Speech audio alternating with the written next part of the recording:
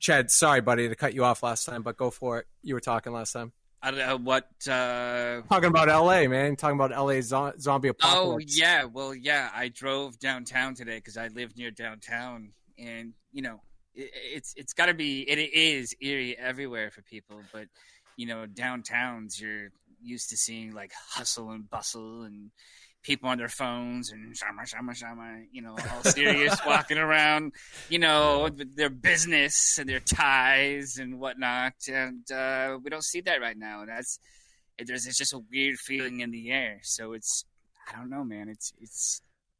It makes you think, like what's going on out there? What is this about? What does this teach us? What does this, what does this mean? Does this mean, that this is going to change for a long time, or is this just a little small period in our life? I don't know. But, I really hope that if this is like a small period in our life that we never forget. I hope it's short-lived, and I hope we can kind of kick this in the butt. I don't necessarily expect that to happen, but I don't know what's going to happen. It's just a very odd reality that we live in right now.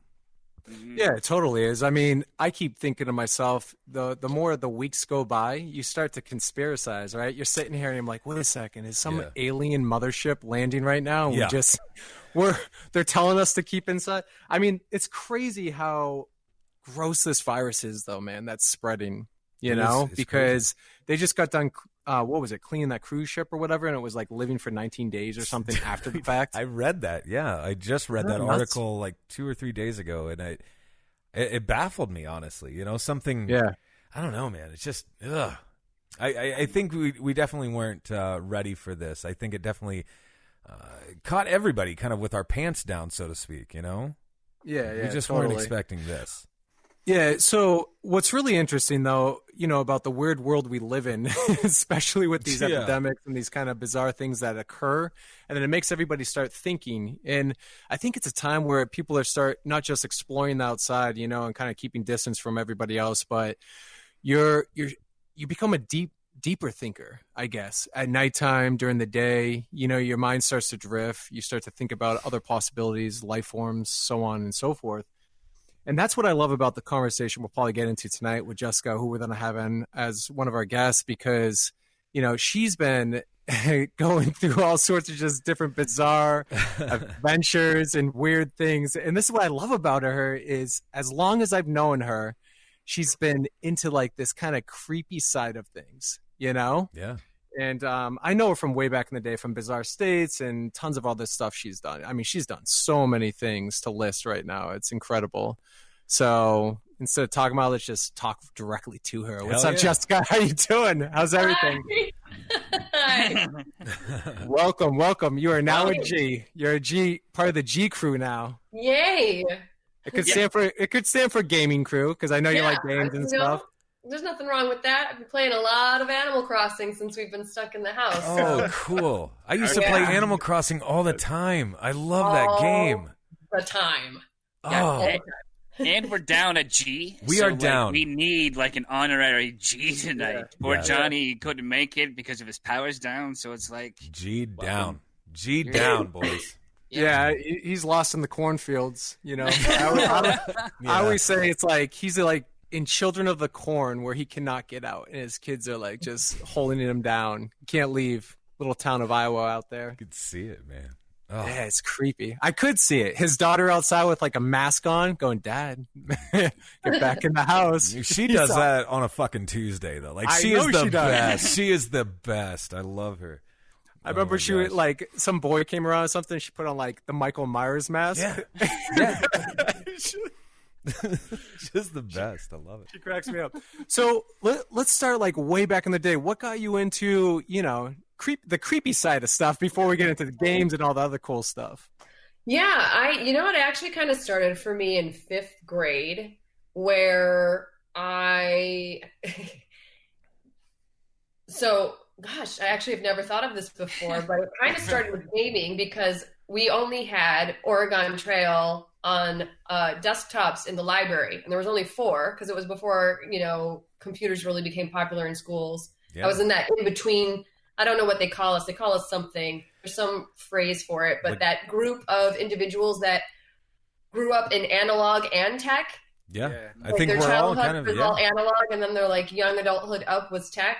So we had some desktops, but not a ton. And so the only time you ever got to really play any Oregon Trail is when during the lunch hour. And then it was a roll of the dice. Whoever got there first, then they sat there the whole time and everybody else got screwed out of playing. And so what I would do, hoping that somebody got bored or frustrated, trying to shoot a squirrel or something, or, the whole family keeps dying of dysentery, was I would just sit and kind of wait and hover until somebody would leave a computer. And in the meantime, I would start reading all these time life mysteries books, and then, Greek and Roman mythology books, which then led, and they all kind of like were on the same shelf. So it was like time life mysteries moved into Greek mythology, moved into like Salem witch trials, moved into UFOs and something else. And so I just like basically read down that entire line of books at the library while I was waiting extremely patiently to play Oregon Trail. That's and so then, cool. then I was like, oh, I really like this. And so I just kind of have always stuck with it. That's That's kind of how I got started.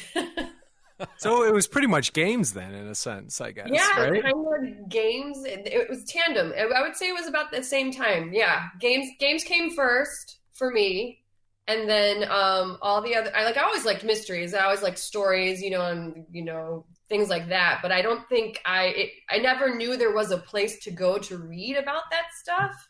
Like, I didn't know people came out with books like that, I guess. Yeah. And so when I finally discovered them, it was like finding a treasure trove.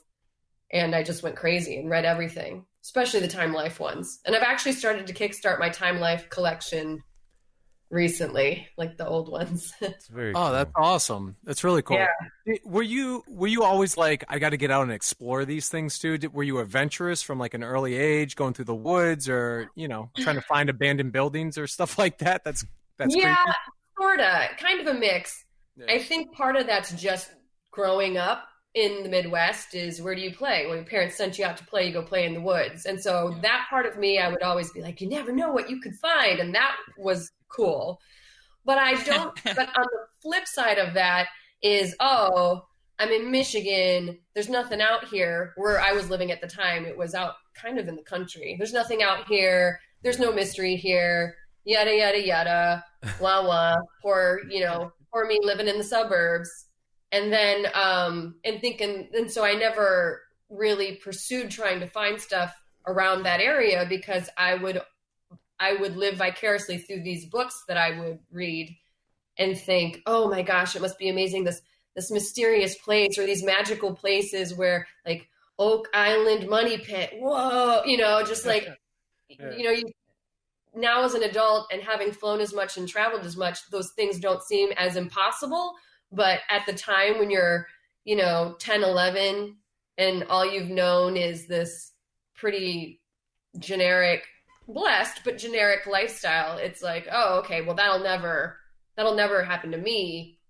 And so I just kind of always considered it while I was growing up, kind of a pie in the sky dream.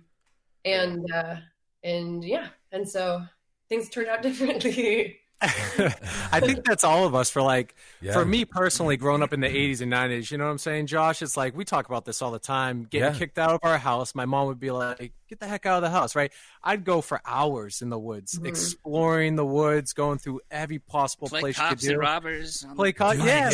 Play commando, pretend like you're all Schwarzenegger going after the predator. You know what I mean? We did that all the time. That was totally mean. Yeah, checks at the end of every night to make sure you didn't have right. I'd be jumping off like 25-foot rocks in the middle of the woods, knocking myself out. It's so funny that you guys mentioned that, because I just brought up in a conversation, I think at another stream or another podcast, people are asking me like, what did you do like growing up? Like, what'd you play in? I'm like, yeah, well, we'd have these basements that, they dig out the basement and they hadn't built the house yet. So there's all this rebar sticking out. We just play in this mud pit in a basement. Yeah. Like, what are you just talking about? Like, that's what we did. And that's Totally. Yeah. I remember one time, so I was up in my friend's neighborhood. Oh man, I had to be like 13, 14 or something like that. And it so reminds me of this. I've never told this story. It just gave me a flashback. We went in this house that just got framed. It was just got framed up. So we went in there, we were playing flashlight tag at nighttime. Remember freaking flashlight tag? Like, that was the shit back in the day. And it was like, I don't know, 20, 25 of us, girls and guys just chasing each other and trying to get each other and stuff. So me and my buddies, we go up and we're hiding in the construction of the house. And we see this flashlight start creeping in. We're like, oh, they're never going to get us, whoever it was right? All of a sudden, we heard this police officer, get out of the house right now. The cops rolled in on us. That was my childhood. I was always getting chased by the cops, unfortunately. But that's what you do, man. Like, you make your own fun. You know what I'm saying? Like, before like, everybody had a cell phone in their hand, right? Like, I know freaking 7-year-olds that have cell phones and shit that are nicer than mine. It pisses me off. But still, like, you make your own fun. You know what I mean? Like, we didn't have that stuff. And then the introduction of, like, Nintendo, it was fucking game over for me. You know what I mean? Yeah. But that's just it. You would use your imagination. You would, exactly absolutely, what you're talking man. about. Your imagination is what was key. I feel like that's lacking a little bit today. There's no more no more getting bored to try to figure out how do I use my brain right now to evolve or like be creative or go outside and make believe something. I don't know, it's chasing you in the woods, Yeah, like a T-Rex, Chad. Like we talked about living in the dinosaur era. I would love to see that shit. I would love to see a dinosaur, man, because our bodies would go into like absolute shock if we saw something like that. Yeah. Oh my God. And to think that shit existed and was real. I mean, come on. Like, what's next? It's phenomenal. What's after us? Because we're the weird, like, next dinosaur. Like, we're the next weird thing. Sure. Like, what's next? Jessica, what would you say is next after us ridiculous humans?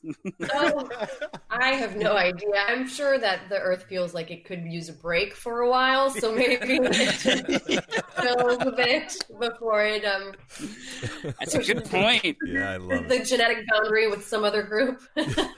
We're gonna pump the brakes. That's so for a funny second. you mentioned that because I saw in some news article somebody posted today on social media, go figure, and it was like, the world is having a break right now. It's some satellite image from space showing that the ozone layer or something like that. There's like more oxygen all of a sudden because nobody's driving around as much.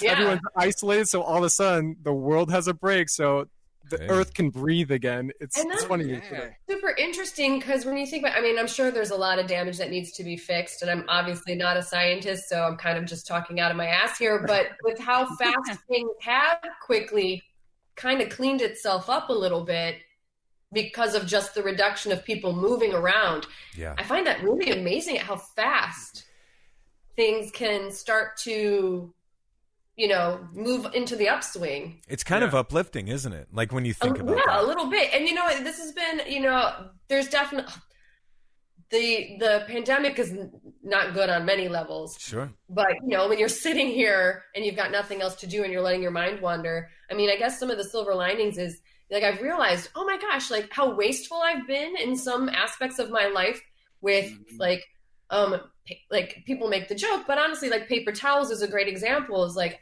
because we can't find them as much anymore.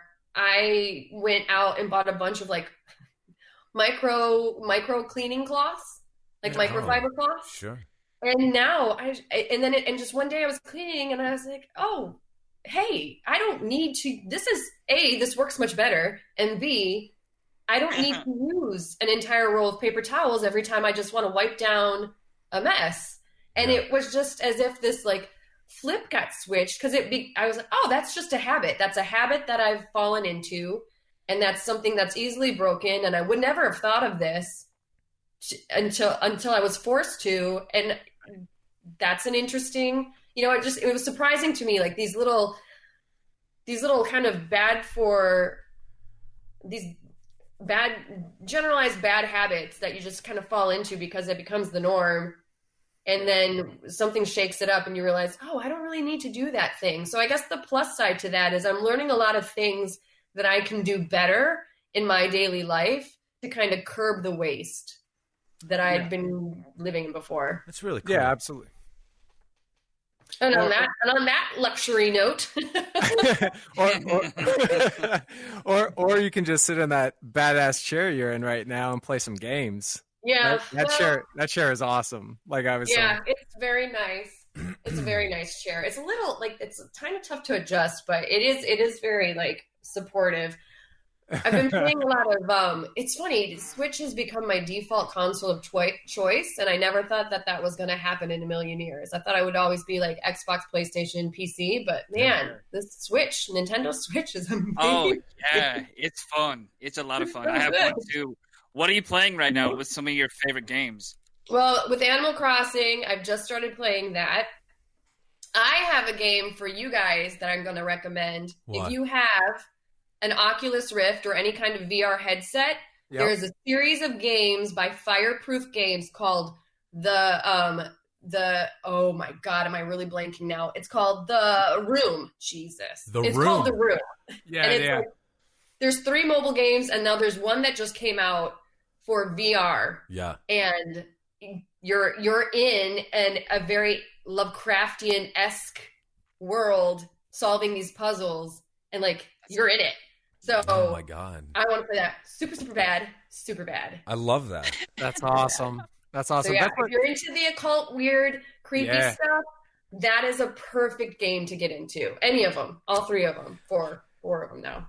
Don't you think that we're kind of going through that VR in this kind of matrix of a world sometimes? I know a lot of theorists out there. You know, here we go, Josh. Yep, here we are. You know, don't you feel like sometimes that we possibly could be living in some sort of alter reality? Oh yeah, or do you think we're actually alive right now? I don't know. I figure we got a 50-50 shot either way, and then I'll find out at the end of the journey. But I will say that if we are living in a sim, I think that's super cool in a really kind of messed up way. Sure. And every once in a while, I will, this is kind of embarrassing, but every once in a while, I will just kind of talk out into the ether or into the room and just say like, hey, whoever's playing me right now, just please make sure and get that, you know, like, make sure you send me some of this or make sure this happens. Like, I just kind of toss it out there. It's like like the virtual promise, you know, where it's like you put it, if you think it, it'll happen. And if you put positivity out there, it'll come back. I'm like, I kind of do that, but on like, if somebody's playing my character, I just try to keep friends with them so that they don't, you know, screw with me like in The Sims. Yeah. And like lock me in a room with a fireplace and a rug and leave me to be. Like, it's just... Cool. No, that makes sense.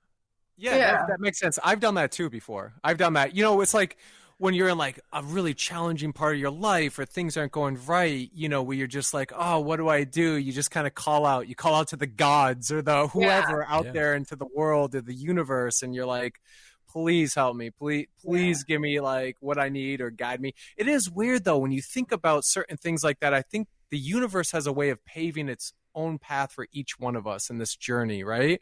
Mm-hmm. And whatever that is, whatever you're doing in your life, or I am, or Josh, Chad, whatever either one of us is doing, it's kind of interesting how we think we're going some way and then it just takes us another direction, right? And that's like the universe. It's kind of like playing a video game. We're talking about this matrix of a Sims world we're living in. I don't know. I feel like I just want to be like the Truman Show sometime. Jim Carrey just goes outside and is like, I got you that time. You know, you're like, I just but you can't stop either. You can't stop. You can't. There's no like off button. Like, hey, I'm just going to take a moment. Hey guys, we're just going to take a little break. Or there's no like, well, I guess there is, Chad, for like, if we want, we'll just jump up, hit our heads, and we'll get a mushroom or something, you know? Like, there's no that either, like Mario Brothers style. Oh, that would be amazing. Imagine if we could do that. Just get like a mushroom or like a fire plant. Yeah, you know? Fire plant. Yep. Just shoot them out of our hips, you know. What's your favorite game of all time? That's what I want to know. Yeah, for sure. I mean, that is, you are asking easily the hardest question ever. I know. One of them. One of them. Can I give you 2 of them? Yeah. As many as you want. All right. So it's no longer, and it's unfortunate, but because of the paranormal weird stuff, I loved Silent Hill. Yes. Yeah. 1, 2 in particular was my absolute favorite because it was more of a psychological thriller. That's but good. honestly, 1 through 3 were probably the best horror genre games that I'd played ever. Although playing them now in hindsight as an adult, with better graphics and better systems, it's really hard to play those games. Yeah. They're old and it shows. But that's so. But cool. I love those. And then for like kind of just general game of all time, it used to be Legend of Zelda: Ocarina of Time. It's a great game. And in a classic sense, I guess that would still hold the number 1 spot. But for a move forward into the future way of looking at it, the Legend of Zelda: Breath of the Wild was probably the closest thing to a perfect game that I've ever played up until this point. Wow. It was phenomenal. I still haven't played that yet. Oh, it's so good. And then Mass Effect's great, although that's older now too. And Skyrim's amazing when it came out. I mean, there's some like really like outstanding moments in gaming history where it's just like you hit these milestones with not only the creativity and the character building and the story, but also just the technical aspect of it and how much it moves the dial forward to the point where the consoles can't really even handle what they're having to put out. And it's just like, oh my God, this is so cool. Yeah, it's interesting that you say that. Like, I remember like the first real console I ever bought for myself was PlayStation, the original, the OG PlayStation, right? Mm-hmm. And I got like Resident Evil and all sorts of games like that for it or whatever. And I remember just the shoot 'em ups. And then I got into Final Fantasy VII so much. Yes. And so I was playing. Yes, 7, so good. Have you played the new demo? I have. I've played it like 5 times. But like, it's so good. But like, I remember sitting there and I'm like, okay, this is really cool because it's so in depth. It's so whatever. But then that's the first time. And guys, I'm going to let you into my head again a little bit. But that's the first time I actually cried, like during a video game. Like it, and this is something that the characters are not speaking. Okay, you're reading the text. You're creating the story along with what you're seeing in a very pixelated type of sense. And the story was so powerful that it actually moved me emotionally. Like, that was amazing. And I think that's why I'm so drawn to the remake and what they're going to do with it. So yeah, it looks fantastic. It does, yeah. First video game I ever cried at was Shadow of the Colossus. Oh, wow, interesting. Very cool. Yeah, there's a twist at the end of that one, which was so like, heart shattering and there's no words, no speaking in that one either. Yeah, it's all implied emotion, and so it was that one was rough. Crazy, just crazy. Yeah, that's amazing. I love this. I love the passion. Like, I love that you guys like were like so passionate, like you cried. Like the only time I cried video games when I was little and like I couldn't pass a level and I was like, God damn it, I throw it down and cry. But that's beautiful. I love that. I love that it moves you that much. Yeah. The one I cried in was when I was playing Left 4 Dead. And the tongue got me and wrapped around me and killed me. Sons of bitches. You probably always recognized the witch, didn't you? You're like, hey, there's a witch. So funny story about Left 4 Dead. So I was playing it in college, and I was playing with my cousin. Was online. We used to be like ruthless when we used to play. I was all online against like the clans and the groups. Like I played Left 4 Dead. I played Medal of Honor was huge. That was I used to love holding down rooms in Medal of Honor. I was one of those dudes that would just wait for people to come a room. Boom, boom, boom, do that. They would get so mad. They couldn't stop us. We just hold the room down. Groff is like, surprise, motherfucker. Yeah, I totally was. And then you were able to start talking in Left 4 Dead. Remember that? And I started talking to these younger like punk teenage kids, right? So I'd be screaming. I was that like ruthless kid, be like, "Wah!" and like pretend I was a zombie and stuff. And they would try to kick me. So they tried to kick me off like out of the whole board or the room. And it's so crazy that the other kids would be like, "Don't kick him. That's too funny." And I'd get that one kid all riled up in there. It was funny. And I'd get the witch going, and Oh, it was great. I love Left 4 Dead, man. I miss that. I thought they were going to make like a new one for the longest time, like a They decade. made two. Yeah, Which two. everybody got upset about because it should have been they all felt, and you know, I think in some ways that's correct. They felt that it should have been just a DLC rather than a separate game. But and then they ended up coming out with a Monster Hunter one. Yeah, I remember. Yeah, I can't. No, that's a different game. I can't remember the name of it, but that was really fun too. Actually, I mean, and it was basically Left 4 Dead, but with the monster skins, right? And for one side of the team, and then I don't know. Yeah, I don't know what happened after that. Yeah, games are fun. I mean, just escaping reality for a second, especially in this world. But let's talk about like your journey. I mean, you've been on a crazy journey. So you went from games, and obviously you still do that, but you went on to do now you do an Expedition X, right? Yeah. So hosting that, and you're traveling the world and going to some really amazing places. Tell me about that. Yeah, so I always wanted to do a show like Expedition X. You know, being out here in Hollywood, it's very hard, even on a host level, not even like actors or actresses level, but on a host level, people just, you know, you get to do what you do. People know you for that. And it's really hard to kind of break past that into doing other things that you like. And I think eventually you get to a point in your career where you're comfortable enough that you're just willing to just do whatever you want to do anyway. And I kind of was on the cusp of that when I finally went over to Nerdist, because I had done all the gaming stuff that I wanted to do both at IGN and at G4. And then Nerdist was kind of a blend of pop culture, and they gave me a little bit more freedom since they weren't focusing on game news. And so I ended up pitching to them doing the Bizarre States podcast so that I could kind of scratch that paranormal itch, and they were fine with it. And so I went ahead and did that with my friend Bowser for about 4 years. And while we were there doing that podcast, I had Josh Gates on as a guest.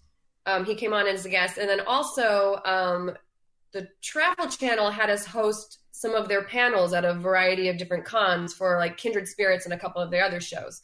And so once like a couple of years after that, I guess Josh and Discovery and Travel Channel were all trying to figure out a way to do a spinoff of Expedition Unknown that leaned more into the paranormal. And some folks from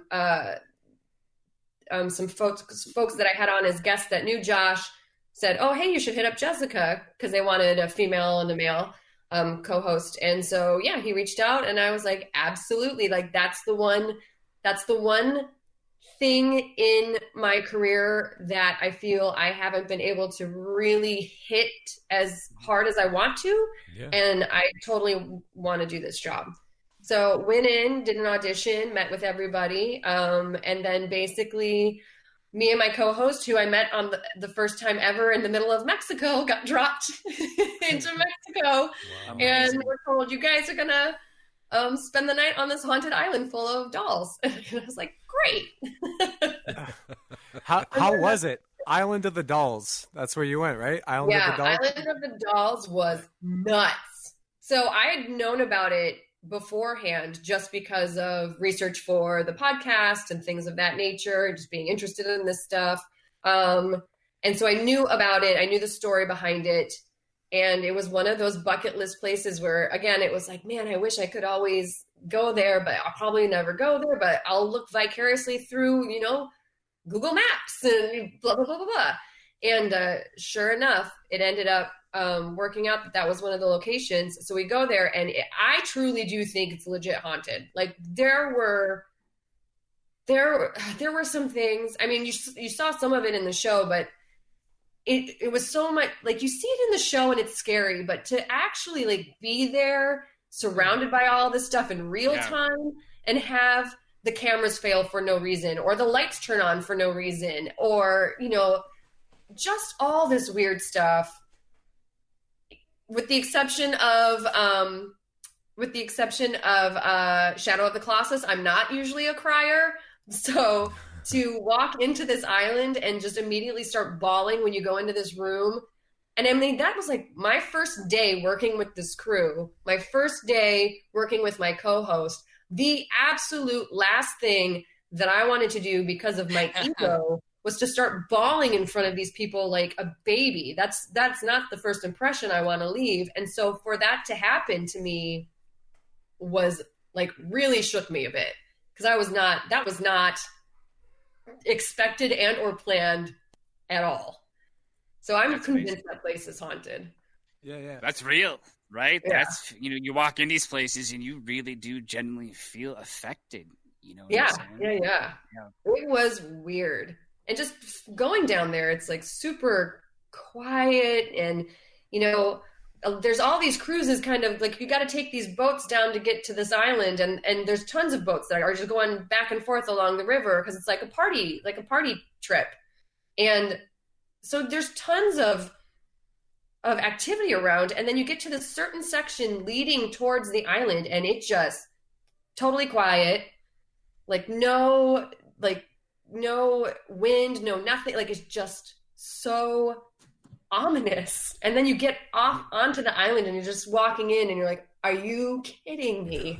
Because everything looks like a weird Tool video. It's just Oh, Wait, Go ahead, buddy.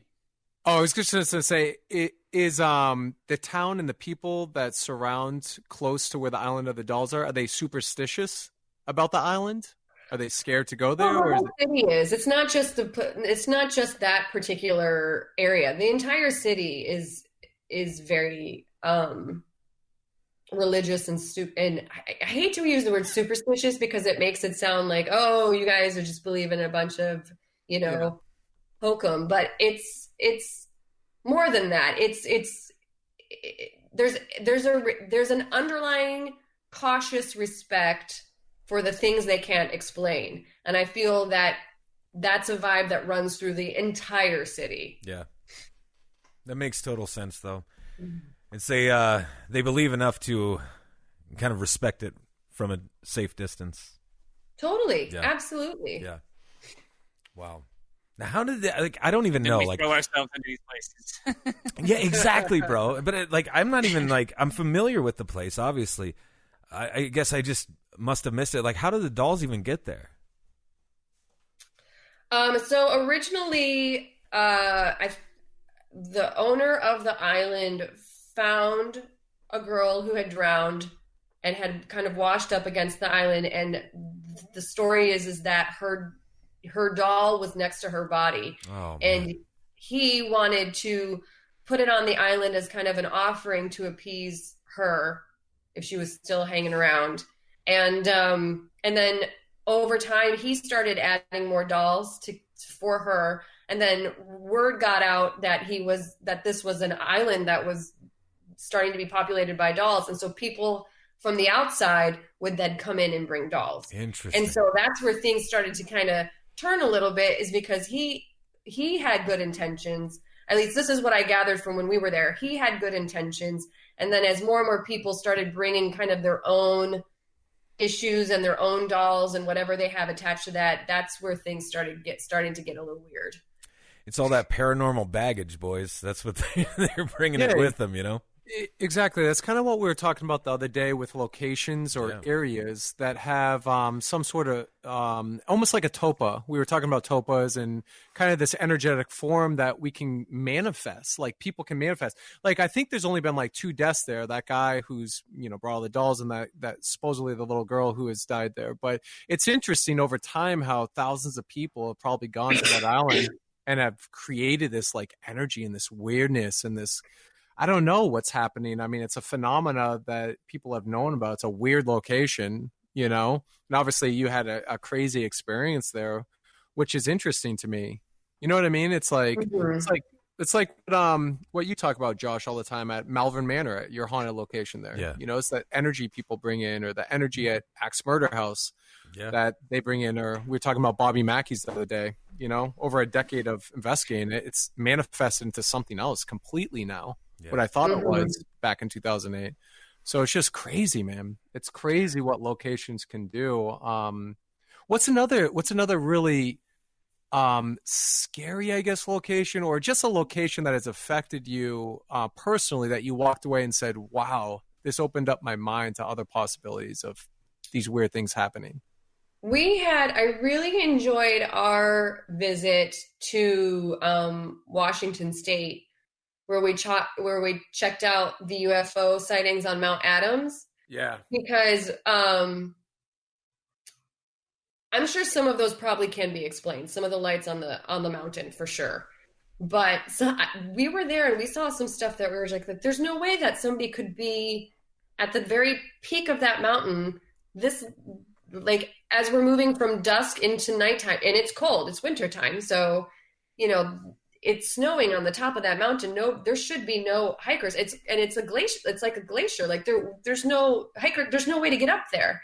Yeah. We actually, in order to just see some of the other aspects of the mountain to try and check out other parts of it, we only could access it through a helicopter. So I can't explain why we saw these bright lights on the top of that mountain. And then one thing that didn't make the show that of course drives me nuts, because I was the only one to see it, so you're just going to have to take my word for it, which of course is the worst way to start a story like this. No. But we were actually in the middle of shooting towards the mountain in this open field, kind of around dusk, to get those shots of the lights starting to show up.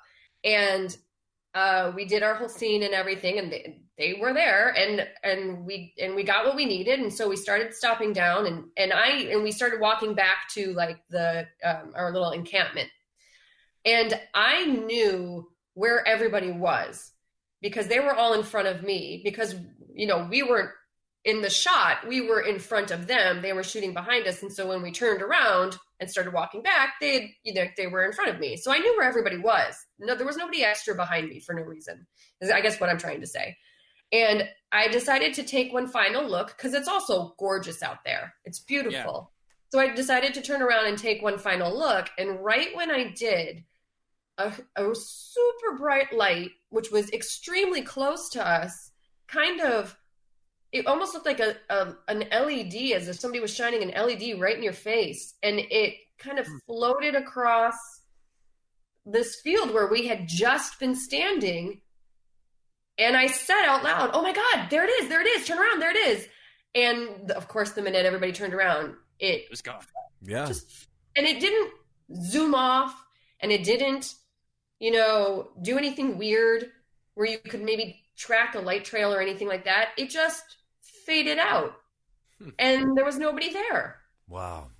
So I don't know what that was. That's the way it always goes, though. That's the way it always goes. I was never scared, but I was very curious. That one I can't explain. But I mean, walking away with a personal experience like that, you'd be able to. I mean, that's something pretty special too. And the cameras didn't capture it, but I mean, you still have that, and you're never going to forget that. That's a really cool moment. Yeah. No, I was happy I got to see it, because it kind of reinforced why I was doing the show in the first place. Yeah. It's like being able to have those, like, I like to do the show because A, I like to have a job, and B, this is the best kind of job to have because it's what I want to do. Yeah. But also, like, the person, the girl in 5th grade that would sit there and read those books, like, I want to have that moment for myself as well. And so to have that happen while I was working was like cherry on top of the sundae. Yeah. That's cool. Yeah, absolutely. So are you a big believer in UFOs, aliens, space, and all that stuff? Yeah, I think so. I mean, I loosely follow it. I don't go super, super hardcore into the UFO stuff, but I also enjoy hearing more often other people's conversations about it than having my own. I find entertainment value in it for myself, and I'm always fascinated by it, but I also don't feel the need to track down all the sightings all the time. I kind of just keep or read every single page of Blue Book. Like, I don't feel that desire. For me, I'm more into like hauntings. Okay, cool. And that's where I have a lot more fun. I don't know why. I enjoy that more. But I do definitely keep an eye and ear kind of open to what's going on in the UFO space. Yeah, totally. There's so and much I going definitely on. think there's something else out there. Like, there's no way in the universe that we're the only ones. Just, to me, that seems, whether you think they're logical beings or not, or just life forms in general that just happen to occupy, I don't know, but there's got to be something else out there. Yeah, exactly. I know that's what we're always discussing that too, because if you look into space and the stars of infinity that we know of, and then beyond, I mean, we just don't know everything about this vast universe, and we're living in this small planet Earth, and then the other dimensions that we're living in, the other alter realities, the short little period of life that we're living, and then we die, and what is next? Like, nobody has the right answers. There's not the smartest scientists in the world that can give us the right answers. My brain always gets kind of locked onto everything has a beginning and an end. There's nothing that I've ever experienced or heard of or people have theorized of that doesn't have a beginning or an end. So what is after the end of the universe? As in, like, if you think of it as it's occupying a space, because everything occupies space. Yeah. Space is in a space, not the space. Right. When you cross that demarcation line, what are you moving into? Yeah, what happens? Yeah. Deep space? Well, what's past deep space then? Like, there's got to be a bottom to it. So what's after the bottom? That's a great line of thinking. No, good. That's a good conversation starter, because now we're going down Alice in Wonderland's little rabbit hole there, and it's like, where's the wormhole go? When we're bending, going back to our fifth grade or whatever grade it was, where we're bending the piece of paper and putting the pencil through it and saying, hey, what's through that side? And then we start bending time, and we get into the notion of time and space, and man, it's crazy. We don't even know how the brain fully works.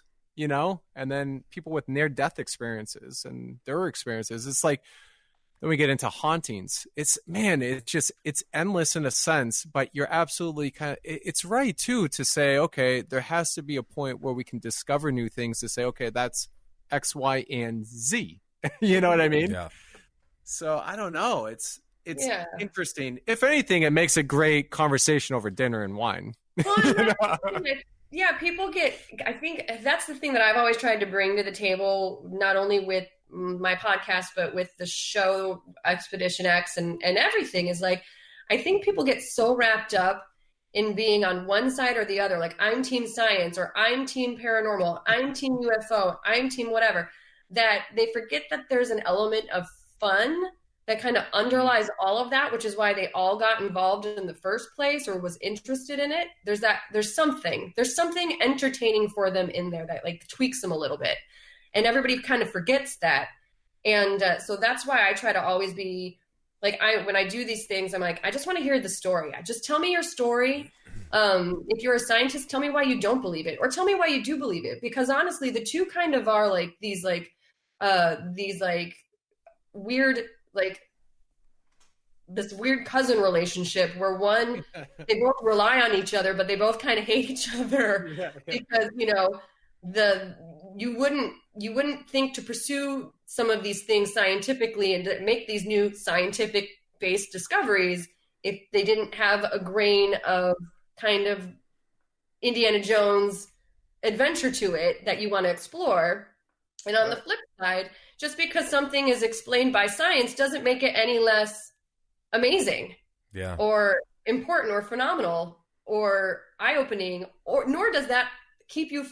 I don't think that slams doors in your face. I think that opens up doors for other avenues to have these, philosophical adventures in. I would absolutely agree. So yeah, I kind of always I try to be as absolutely open-minded as possible. I always take people seriously, as long as they can also see the fun in their conversation, because the minute it starts becoming like a he said, she said, or I'm better than you kind of back and forth, or you're a dummy for thinking this and I'm so much smarter, I just instantly, I'm just like, I don't want to hear it. Yeah, Totally. Yeah. Well, no one's paranormal. No one has like more paranormal than the other person. No one like knows, like, you know what I mean? Like, we don't know anything. Like, I do know that is that we don't know shit. That's the beauty of it, brother, right? There's so much like, we're not meant to. Yes. I don't think we're meant to. Exactly. And you're never going to run out of reading material. You know what I mean? Like, this can just continue because, like you just alluded to, like, we are not really going to definitively know because we're probably not meant to, you know? Like, Yeah. And I think it's important for us as like a human populace or whatever to always wonder, always dream, always continuously go after and chase these ideas. I love that about us. Mm-hmm. Well, it kind of started from the beginning of our conversation when we were talking about when we were kids, right? We had this great imagination. Yeah. We went outside, we explored the woods, we explored certain things, abandoned, foundations or whatever it was. It really didn't make a difference. I feel like we grow older and we forget about that moment. Be living, enjoying it, loving life, loving, the family we're surrounded by, or our friends, or whoever that is, or going out in the woods and just loving that moment, creating big imaginations. And I think we forget sometimes, and we do get so caught up in, I'm right, you're wrong, he said, she said type of scenario. And everyone has to create kind of like this ego. I don't understand why we all can't come together as a human species, because we are very young human beings in this world, very young, In order to evolve and grow, we have to kind of communicate. We have to have conversations like this and evolve, because I don't have all the answers. That's why I love talking to you right now, because you're giving me little bits of information. I've never been to the Island of Dolls. I don't know what it's like. I've read about it, but I've never fully been there to experience it like you have. So it's so awesome to hear about it, because now I just had a little bit of experience just living it through you, gracefully through you, in the comfort of my isolated house.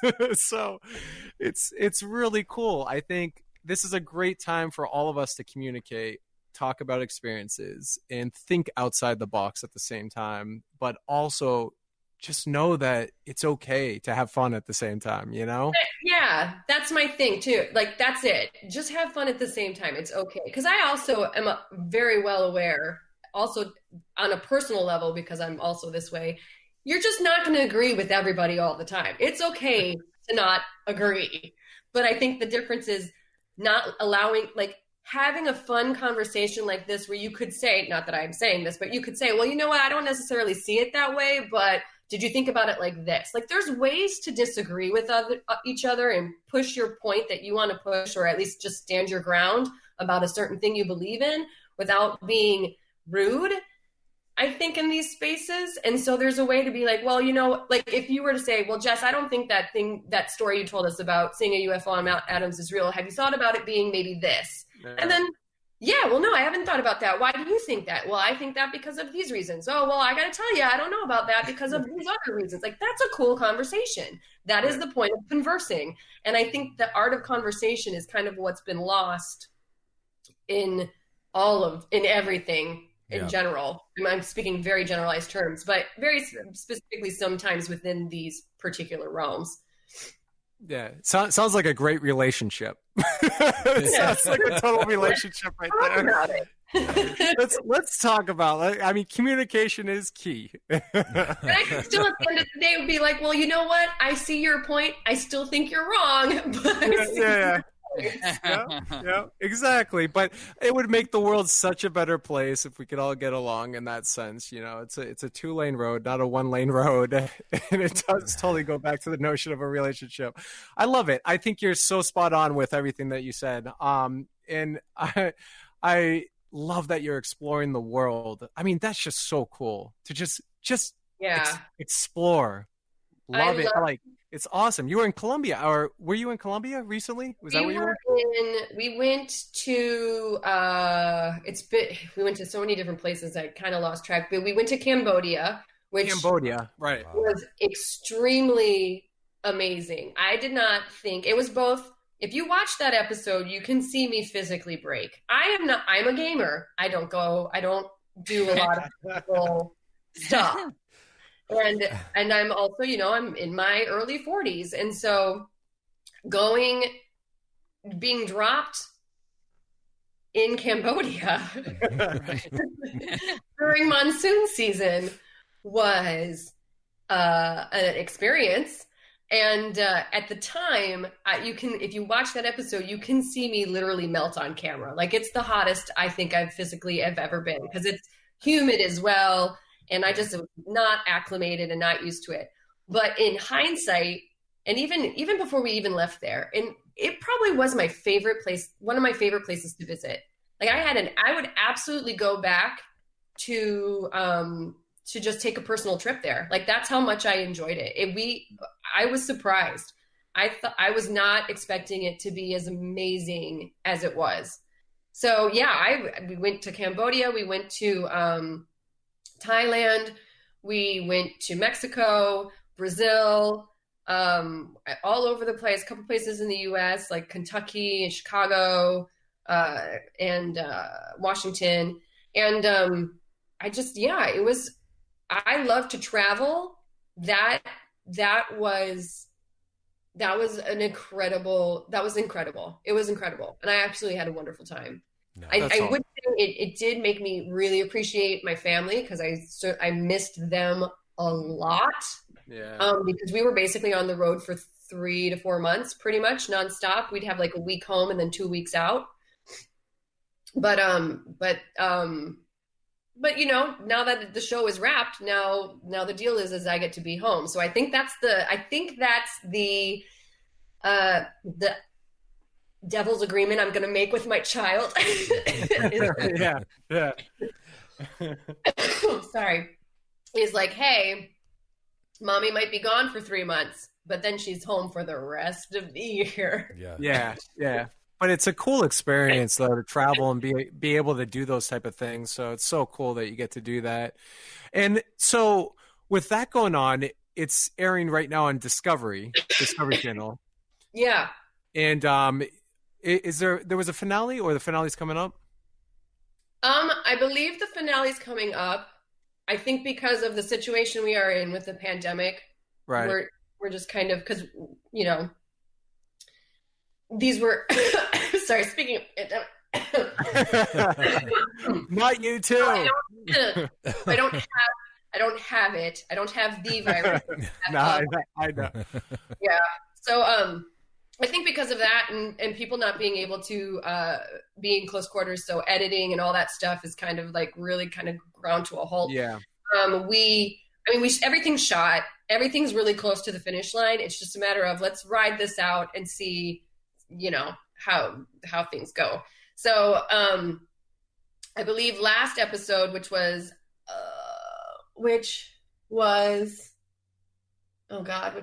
it? I don't remember. But yes, we have one more. We have one more in the can. Nice. Yeah, I saw that. I just wasn't sure if it came out yet or if it's coming out. So yeah, cool. It hasn't aired yet, so that's good.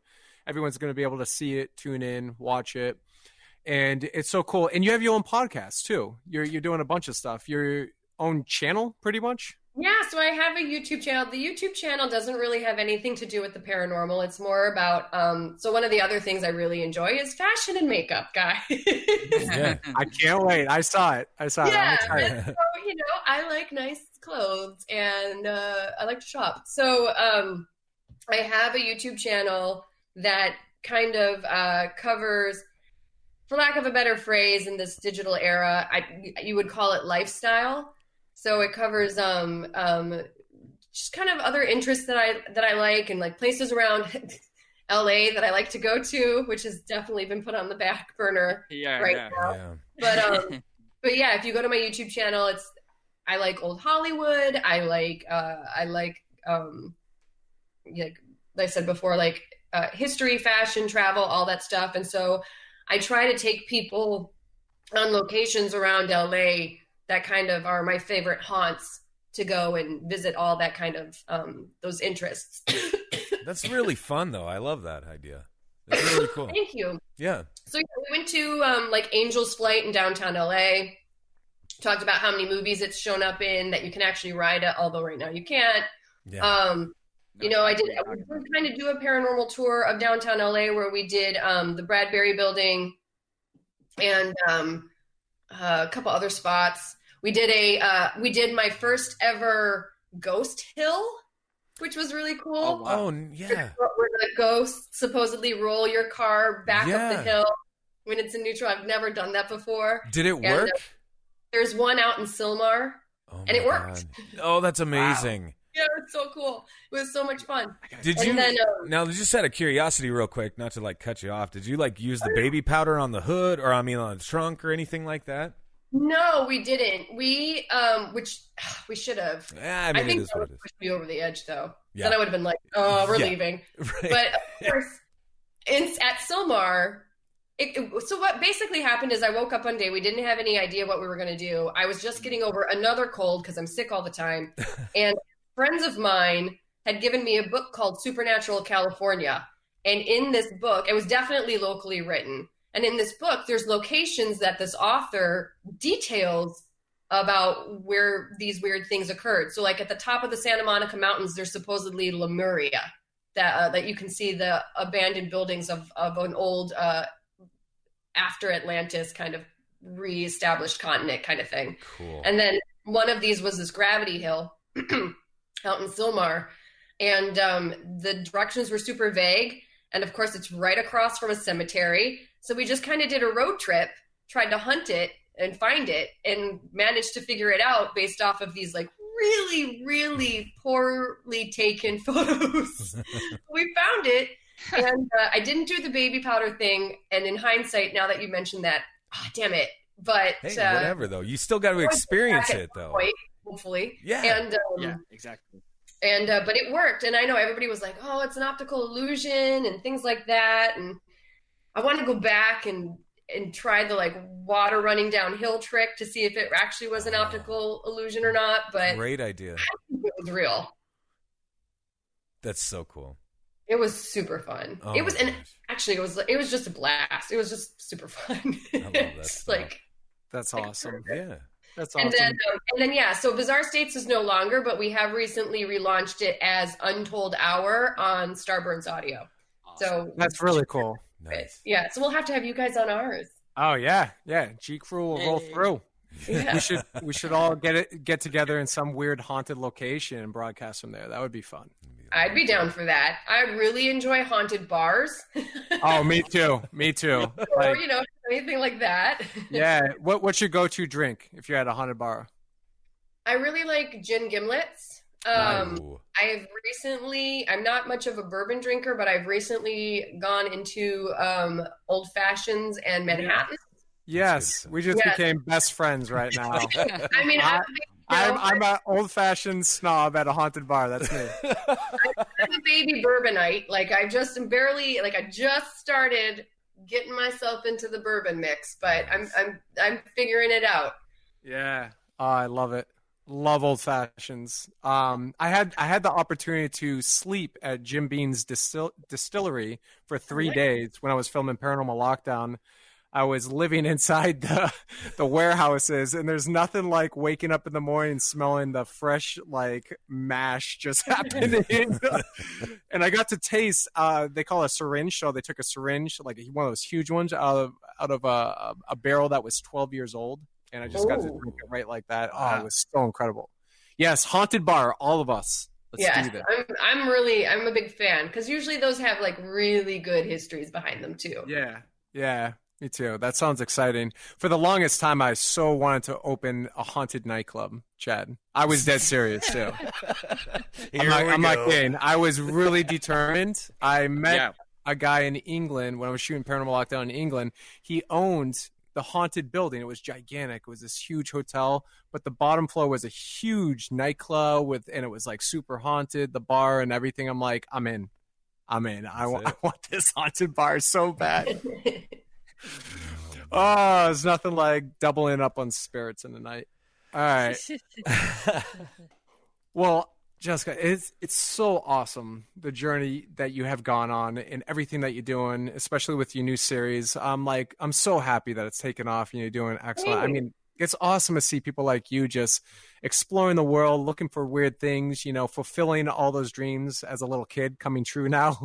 And it's just so cool. So mad props to you. Congrats on all your success and everything. And I really appreciate it. So next time we talk, let's all get together, have old fashions in haunted bars. Yes. I'm totally down for that. All right. Sounds good. We're all in. Thanks, guys. Thank you so much, Jessica. Thank you so much. Have a good one. You too. Take care. Thanks. Bye. Bye. Bye. It's so awesome. I mean, just having a cool conversation like that makes me want to get old fashioned now.